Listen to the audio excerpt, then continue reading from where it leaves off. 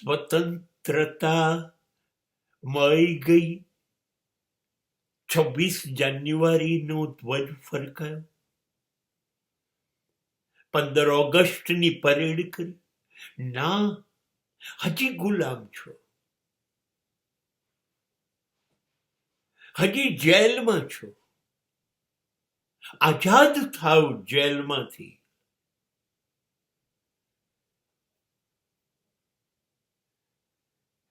ચા કોફી વગર નથી ચાલતું, તમાકુ વગર, બીડી વગર, દારૂ વગર, બિયર વગર, જુગાર વગર નથી ચાલતું.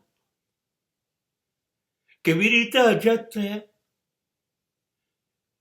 એક ચાની પ્યાલી, બીડી કે ચરસ ગાંજા અફીણ તમને દોડતા કરી મૂકે ને તમે કહો છો તમે આઝાદ છો.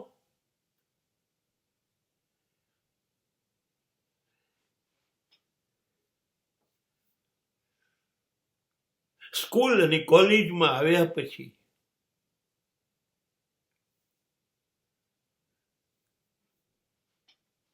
કોઈ પણ છોકરી પાછળ સવારથી સાંજ સુધી દોડ્યા કરો, એ તમને ના પાડ્યા કરે.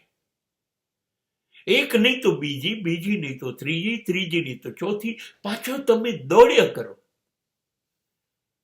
તમે આઝાદ છો.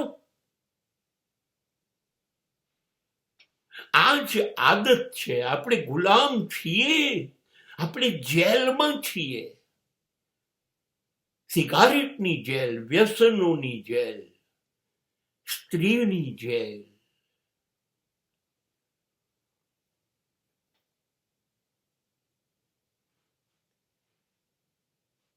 ટીવી તો જોવું જ પડશે, આ પિક્ચર જોવું જ પડશે. મોબાઈલ તો તમારી નસે નસમાં વહેતો થઈ ગયો. તમે ગુલામ છો મોબાઈલના. તમારી દરેક ક્ષણનો માલિક મોબાઈલ છે.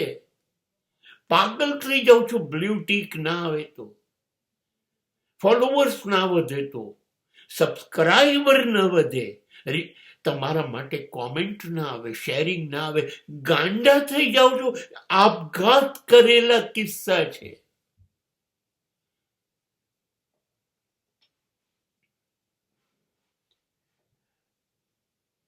$28 લાખ ફોલોવર હતા, એમાંથી 19 લાખ થયા અને એને સુસાઇડ કરી લીધો. એ દીકરી દિલ્હીમાં છે. તમે કહો છો આઝાદ છો, મોબાઈલના તો ગુલામ છો. એ આદત આપણે કુટુંબના પણ ગુલામ, સમાજના પણ ગુલામ, માન્યતાઓના ગુલામ, પરંપરાઓના ગુલામ, રૂઢિના ગુલામ.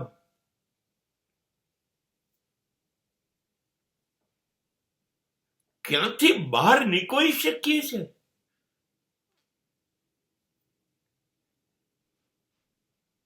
તમારે શું બનવું હતું ને શું બની ગયા? તમે સ્વતંત્ર છો તો તમારે બની બતાવવું હતું ના.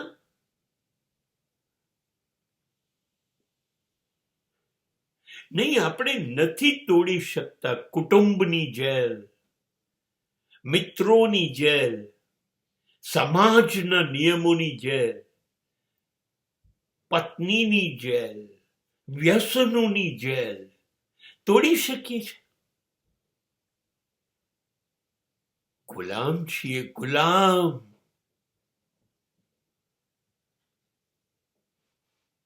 ઇન્સ્ટાગ્રામ, યુટ્યુબ અને ફેસબુક ઉપર ગયા વગર આપણે જીવી નથી શકતા અને કહીએ છીએ હું તો આઝાદ છું.